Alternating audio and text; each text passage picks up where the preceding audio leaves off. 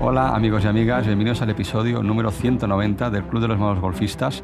Como veréis, yo no soy Sergio González, sino Alex Rubio. Y hoy me acompaña precisamente Sergio, puesto que no se encuentra actualmente en el estudio. ¿Qué tal, Sergio? ¿Cómo estás? Hola Alex, ¿qué tal? Exacto, hemos cambiado los papeles, ¿no? Hemos cambiado el rol. Y estoy en Tarragona. Casi recién acabado el torneo de la Copa Cataluña, que se ha disputado el fin de semana pasado, pues cuando estéis escuchando el programa. Hemos tenido 2 días de torneo muy intenso y nada, pues aquí estamos, recién acabados prácticamente. Y precisamente hoy vamos a hablar de la Copa Cataluña, que se disputó en Infinitum, de tercera y cuarta categoría, donde precisamente tú estabas jugando la cuarta categoría y hoy, pues bueno, queríamos hablar de qué implica jugar un torneo de estas características, la llegada, el calentamiento, el torneo, los nervios, fallos, aciertos, etcétera, etcétera. Ver un poquito cómo ha ido también tu torneo en este caso, ¿no? Sí, eso es porque cambia un poco el concepto de torneo de un día, torneo privado. El campo lo preparan de forma diferente, en un torneo de 2 días, medal play. Hay cositas, ¿no? No cambia todo porque al final no deja de ser un torneo más, pero sí que hay cosas que se notan y bueno, al final no deja de ser una experiencia que, bueno, que si no la has vivido, pues hay cositas que te llaman la atención, ¿no? Y en este caso, pues evidentemente ha sido así también. Entonces tú, claro, tú te apuntaste a este torneo hace unas semanas. Sí. En cuanto a preparación, tampoco hiciste nada especial para prepararte este torneo. De hecho, la preparación que hiciste fue jugar un torneo en este mismo campo, en el mismo recorrido en el que jugaste el Campeonato de Cataluña de cuarta. Lo jugaste hace 3 semanas aproximadamente, que te sirvió para conocer un poco el campo, porque no conocías parte de él. Sí, pero fue casualidad, ¿eh? Que justo hubiera un torneo ahí, porque claro, yo no sabía si iba a entrar o no en el torneo de la Copa Cataluña, pero sí, me sirvió como de entrenamiento. De hecho, es una de las cosas curiosas que me encontré en el torneo, porque luego hablando con compañeros, me llamó mucho la atención la cantidad de gente que hizo una vuelta de entrenamiento, porque la federación te habilitaba durante unos días, una vez te confirmaban la inscripción, te daban la posibilidad de hacer una vuelta de entrenamiento. Y como eran 3, 4 días antes del torneo, entre semana y tal, pues yo pensaba que no mucha gente iba a tener la oportunidad. Pero curiosamente, luego pues vas comentando y tal, pues sí, pues en la vuelta de entrenamiento me pasó esto, me pasó lo otro y me llamó la atención que al final hablas con unos cuantos jugadores y un porcentaje bastante alto había jugado justo esa misma semana una vuelta de entrenamiento en el campo. Una de las cosas que me llamó la atención. ¿Y por qué crees? ¿Por tema precio o realmente que la gente quería llegar muy preparada y se lo tomaba excesivamente en serio el torneo? Yo me imagino que es eso, por ir lo más preparado posible. Sí que es verdad que hay mucha gente seguramente que no había tenido la oportunidad de jugar el campo porque se jugaba combinado los 9 hoyos de Ruins más los 9 hoyos que están ahora operativos de Hills, que han Ujú. sufrido una remodelación reciente y seguramente pues mucha gente no había tenido la oportunidad de jugar. De hecho, la mayoría era la primera vuelta que hacían. Con lo cual me imagino que también pues, la oportunidad de poder jugar a un buen precio en un campo top de Cataluña, unido al interés, me imagino, de intentar hacerlo lo mejor posible, pues hace que la gente haya aprovechado la oportunidad. Mm. Y una vez ya estabas dentro del torneo, que confirmaron 5 días antes, ¿no? Creo recordar, los inscritos, ¿te marcaste objetivos de cara al torneo? Bueno, siempre te marcas algunos objetivos, lo que hemos hablado muchas veces, ¿no? En función de las expectativas que te creas, pues luego te puedes llevar un chasco, ¿no? Como te clasificas por orden de handicap, yo estaba de los handicaps más altos, con lo cual el objetivo desde luego no era ni mucho menos ganar, ni estar en el top 5 o top 10. Pues yo lo que quería al final es estar en el mejor puesto posible, pues si puede ser de media tabla para arriba, estupendo. Eso por un lado, ¿no? A nivel de clasificación. Y luego lo que sí que me propuse es primero mejorar la vuelta que había hecho hacía 3 semanas en el torneo benéfico que jugué, que no fue para nada buena. Ahora ya conocía un poquito el campo, con lo cual pues tenía ese aliciente. Y luego intentar meter, porque como he dicho eran un torneo de 2 días, al menos una de las dos vueltas entre mis 8 mejores, ¿no? Y eso lo he conseguido, o sea que estoy contento con eso. Bueno.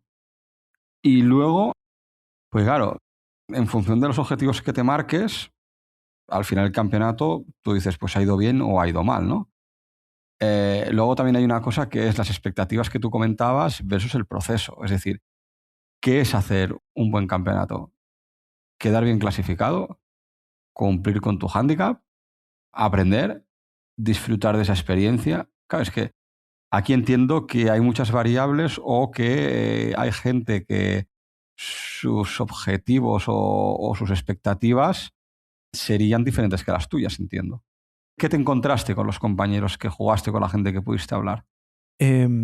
Sí, bueno, al final cada uno tiene su historia, ¿no? Entonces, pues te encuentras gente que apenas ha competido, que te dicen, pues, ostras, es mi segundo torneo, ¿no? Hay gente que compite poco.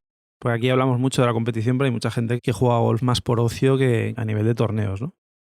Y Ujú. luego hay gente que me imagino que sí que iba con un espíritu más competitivo, un espíritu más de intentar ganar, por los que tenían el handicap más bajo, que al final son los que en teoría se tienen que repartir los primeros puestos, ¿no?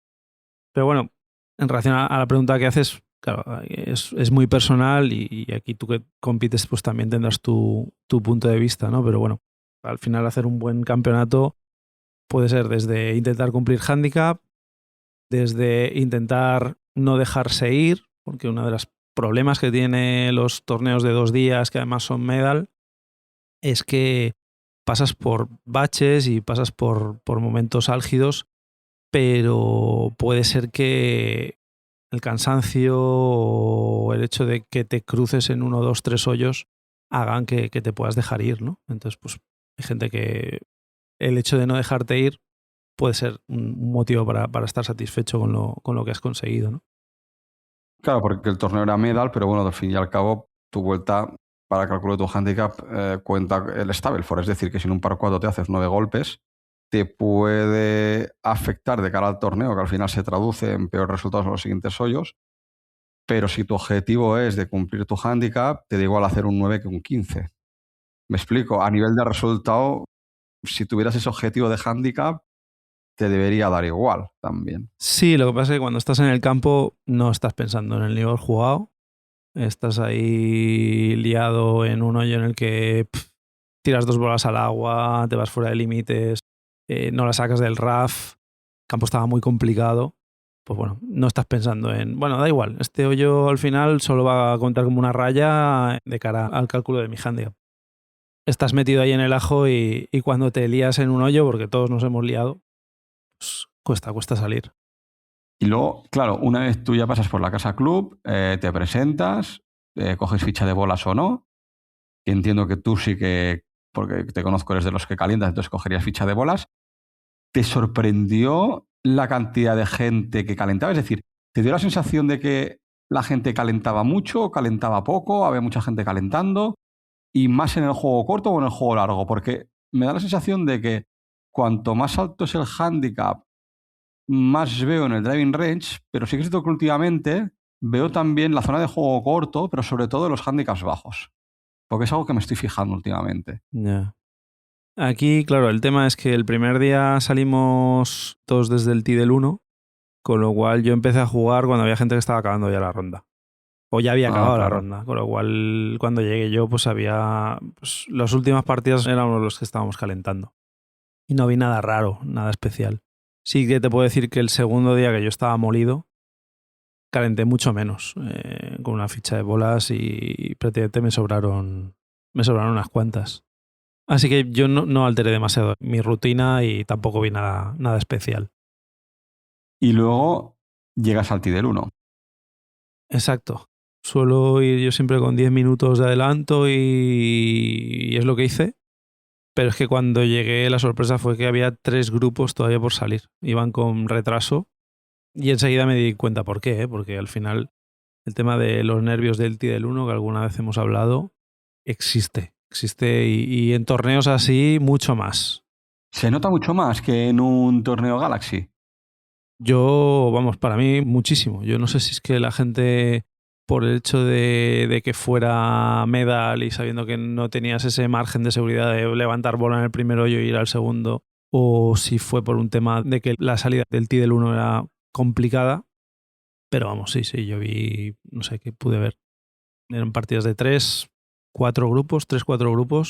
Pues de los 3 o 4 grupos, no sé si vi un golpe bueno. Claro, la gente se empieza a liar y por eso retrasa muchísimo también el tema del avance de las partidas, ¿no? Claro, nosotros salíamos a las 3:10, hora oficial, y yo creo que salimos sobre las 3:35 de la tarde. Ostras. En pleno julio, con un sol abrasador.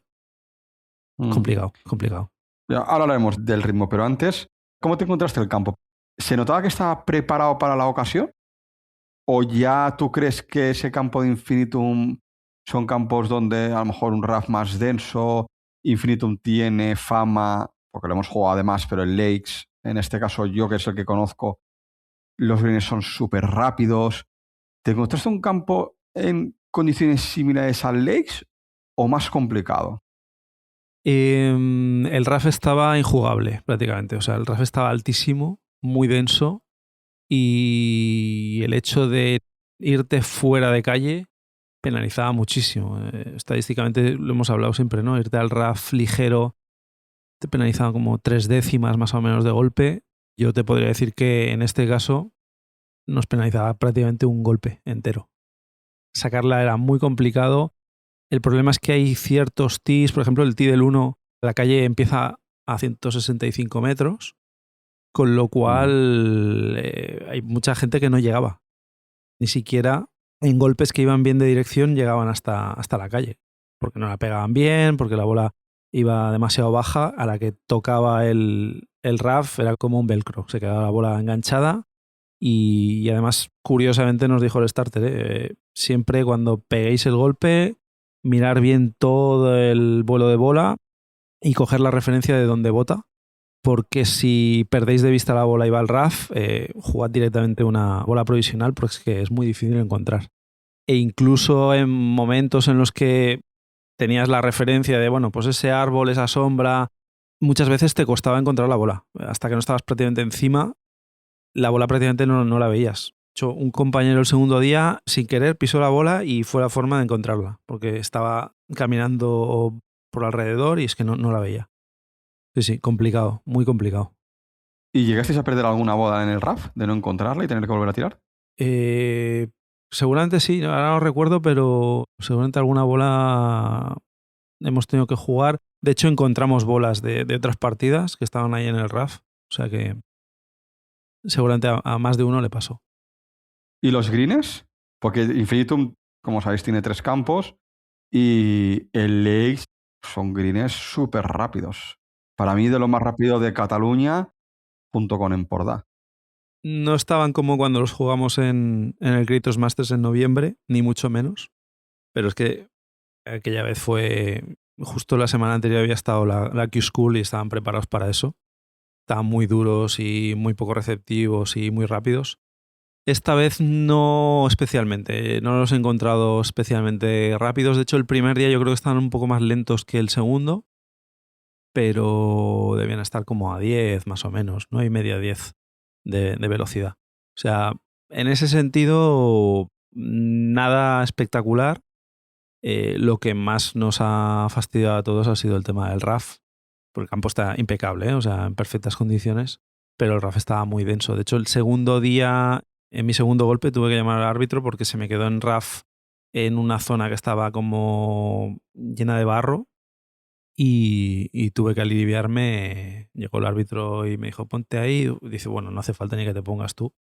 Poniendo los pies ya veía que estaba en una zona como muy enfangada y ya me tuve que aliviar en el segundo golpe del día. O sea, empezando así ya te trastoca un poco la concentración que puedas llevar. Pero bueno, el campo estaba muy bien.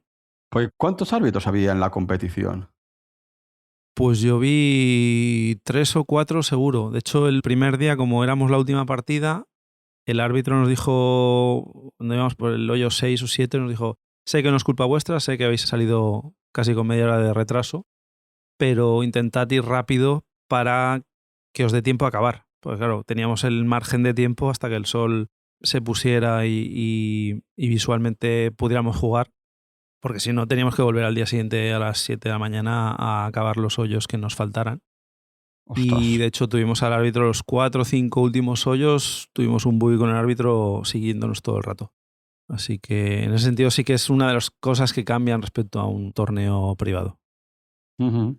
Y luego, en lo que es la competición en sí, la partida, ya sea de un día o de otro, ¿qué cosas ves diferentes versus un torneo que podemos hacer tú y yo, privado?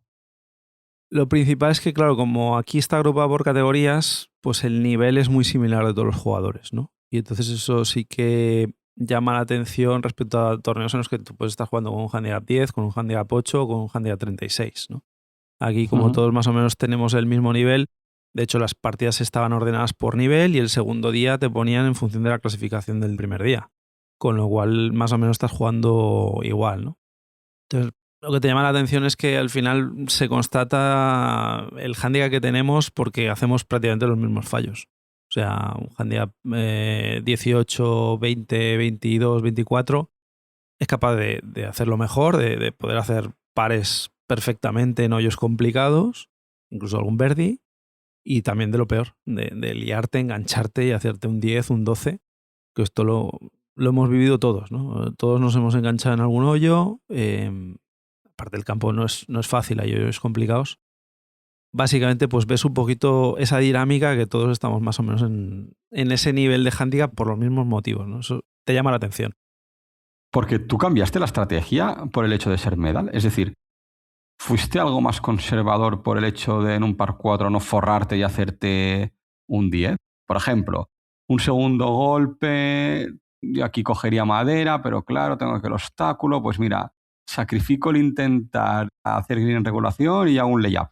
Mm, Es muy buena pregunta y de hecho yo creo que es como hay que jugarlo. Los medals se trata de no hacer resultados demasiado elevados en ningún hoyo, ¿no? El que aguanta eso está arriba. Yo por mi inexperiencia en este tipo de torneos, pues no lo hice. Igual ahora tendría que analizar bien la vuelta, las dos vueltas, pero a lo mejor sí que ha habido algún hoyo en el que estratégicamente debería haber hecho cosas diferentes. Lo que hice fue más cambiar la estrategia respecto a la vuelta que hice hace 3 semanas en las que cometí varios errores estratégicos que intenté no repetir, ¿vale? Luego cometes otros errores porque además es que hoyos que haces bien un día, al día siguiente los haces mal y al revés, ¿no? Eso pasa. Pero eso es golf. Sí, sí, Eso es exacto, golf. exacto. Entonces, bueno, sí que es verdad que cuando juegas medal, yo creo que para el que no haya jugado, mi consejo es intentar eso, hacer una estrategia quizá un poquito más conservadora, sobre todo en hoyos en los que te puedes meter en líos, ¿no? Que haya agua, que sean estrechos, que la salida sea complicada. Pues bueno, no está de más. Lo que pasa es que es también lo que te digo.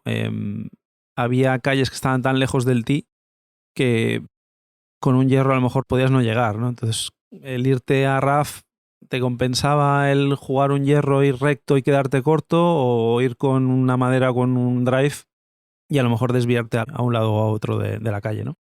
Bueno, cuando está el RAF así de complicado, la penalización es prácticamente la misma. Así que bueno, tampoco creo que mi resultado hubiera cambiado mucho si hubiera cambiado la estrategia. Entonces, igual que el primer día jugabais por orden de handicap saliendo desde el tee del 1, el segundo día, si no estoy equivocado, jugasteis a tiro todos. Jugamos a tiro por orden de clasificación. Entonces, pues bueno, te tocaba el hoyo y te emparejaban con los jugadores que habían acabado con los mismos golpes que tú el día anterior. Lo que sí, íbamos todos tiesos, y yo sobre todo. El primer día acabé con ampollas en los pies y acabamos a las 9 de la noche de jugar y a las 9 de la mañana del día siguiente ya salíamos. Con lo cual prácticamente no tuve tiempo para descansar y encima iba con ampollas en los pies. Primeros hoyos se me hicieron durísimos. Me costaba mucho rotar, iba como muy entumecido. Y los compañeros también iban muy cansados. O sea, fue algo general que notaste. Sí, lo que pasa es que, ostras, sí que vi a la gente cansada en general. Es que yo estaba muy fundido. Igual el hecho de acabar tan tarde el día anterior me pasó factura y luego ya te digo, es que el llevar ampollas en los pies del primer Ya. día ya malo, ya el segundo día vas sufriendo. De hecho, el primer día disfruté y el segundo día sufrí. El segundo día En el hoyo 3 tenía serias dudas de si iba a poder acabar o no, ¿no? Pasa que luego, pues, el cuerpo pues, va calentando, los músculos se van relajando y vas pudiendo aguantar, ¿no? Pero sí que es verdad que llegamos bastante fundidos. Y una de las cosas curiosas que me llamó la atención es que cuando el cuerpo va tan cansado, la mente se conforma con mucho menos. Hacíamos la coña de buen tiro. Bueno, mientras haya avanzado ya me vale, ¿no? Ya no buscas ni caer en el lado bueno de la calle, ni dejarte un tiro que luego sea más sencillo. Mientras la bola más o menos avance y llegue donde más o menos quieres, pues la gente estaba como bastante satisfecha con ese resultado, ¿no? Jugáis por inercia debido al cansancio. Sí, en general sí. Los últimos hoyos además ya ibas contando, ¿eh? Quedan 4, quedan 3. Te ibas cruzando con otros jugadores que venían en sentido contrario de otro hoyo y tal, y es como, venga, ánimo, va, que queda poco. Se crea un sentimiento también de comunidad que es chulo, porque al final no dejamos de ser compañeros, la gente se apoya. Pero sí, cuesta. Al final veías que la gente ya no leía las caídas, pateaban sin coger la bola, sin marcarla, tal como caía. Bueno, al final ves que te van minando, ¿no? Físicamente. Y esto te hace valorar aún más a los jugadores profesionales, ¿eh? Porque los ves en torneos de 4 días, sí que es verdad que no llevan los palos a cuestas y tal, pero es complicado lo que hacen. Al final tiene mérito. Pero también caminas campos con muchas más subidas y bajadas que los nuestros. Hills es físicamente duro. Tiene unas cuantas subidas y hay algunas transiciones de green a tee que requieren bastante esfuerzo, ¿no? Entonces, bueno, ahí iban con una pequeña ventaja los que llevan carro motorizado respecto a los que tenían que empujarlo. Pero bueno, sí, evidentemente hay campos por ahí en el Tour que seguramente sean aún más demandantes a nivel físico que este. Vale, y bueno, como conclusión, ¿qué tal la experiencia? ¿Recomiendas un torneo, campeonato federativo de estas características, medal, de más de un día? Porque yo creo que nunca he jugado un torneo de 2 días seguidos, al menos a mí no me suena. Hombre, como experiencia es inolvidable, la verdad es que es algo que sí que mola. El hecho de jugar medal play pues hace que sea un reto. Al final tienes que intentar subsistir. Para que te hagas una idea, hice 2 golpes más el segundo día que el primero y avancé posiciones. O sea que es que la gente le costó el segundo día. Al final es un reto. Sí que es verdad que jugar 2 días seguidos el campo, pues el segundo día estratégicamente aprendes del primero, sobre todo si no lo conoces de antemano. Tiene sus cositas, ¿no? Y luego pues se crea un buen rollo porque todos somos amateurs y jugamos por el placer de jugar, a pesar de que el segundo día pues a muchos nos costó, ¿no? Acabar. Pero sí, desde luego es una experiencia muy chula y yo se la recomiendo a cualquiera. Sí que es verdad que, bueno, físicamente hay que estar un poquito a tono y nada, pues recomendaciones, sobre todo si jugáis torneos de este tipo en verano, pues llevar 2 pares de zapatos si tenéis para cambiaros de un día para el otro, para que no os pase lo que me pasó a mí, llevar 2 pares de guantes, mucha hidratación, bebimos muchísima agua porque hacía mucho calor, es lo que tiene jugar en julio en España. Claro, quizá esa fecha fue un problema, ¿no? Para este tipo de torneos de 2 días, de gente amateur. Claro, a lo mejor mermó más la condición física de muchos de vosotros, ¿no? Si se hubiera jugado a lo mejor en abril, mayo, con buen tiempo, pero sin estas olas de calor, pues a lo mejor lo hubierais disfrutado más, sobre todo el segundo día. Está claro, porque además el campo no es un campo excesivamente largo, pero se hacía largo, porque la bola, incluso los drives que iban a calle, prácticamente era botar y la bola avanzaba 2-3 metros. O sea, todo lo que hacías era de carry. Mis estadísticas de distancia son deplorables con cada palo respecto a mi media habitual, porque básicamente donde caía la bola ahí se quedaba, ¿no? Y ya en raya ni te digo, el RAF era como un velcro, se quedaba la bola enganchada y metida y de ahí no salía. Pero sí, al final el golf tiene estas cosas, cuando juegas en época de calor, pues ya se sabe. Tiene esa dificultad, pero bueno, no deja de ser algo a lo que nos tenemos que acostumbrar. Los que jugamos en calor, los que juegan en frío y con lluvia y con viento, pues tienen otras condiciones adversas también, ¿no? Mm. Bueno, y ya para acabar, ¿alguna curiosidad que quieras comentar del torneo? Mira, lo que me ha llamado más la atención es lo mal que estamos de conocimiento de reglas. Hay muchísimo desconocimiento de reglas, muchísimo. Sobre todo temas de dropaje, cuando la bola se va a un hazard en rojas, cuando se va al agua, cómo dropar, todo el proceso de los palos, de marcar con el tee, de cómo tienes que dropar la bola.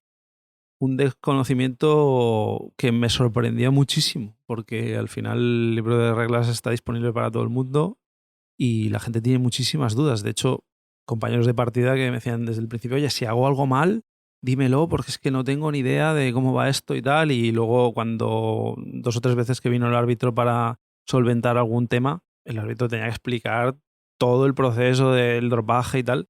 Y me llamó mucho la atención porque se supone que la gente que compite debería al menos tener esas nociones básicas. Ya no te digo todas las reglas, pero es una de las cosas que me llamó muchísimo la atención. Bueno, oye, pues hay que ir aprendiendo todos y yo me incluyo, ¿eh? Yo hay veces que con los dropajes, sí, lo tienes claro, pero alguna duda de ¿y es para atrás todo lo que quiera? ¿Es un palo en línea con bandera, pero para allá, para aquí? O el típico dropaje en un camino asfaltado, que por regla te puedes dropar.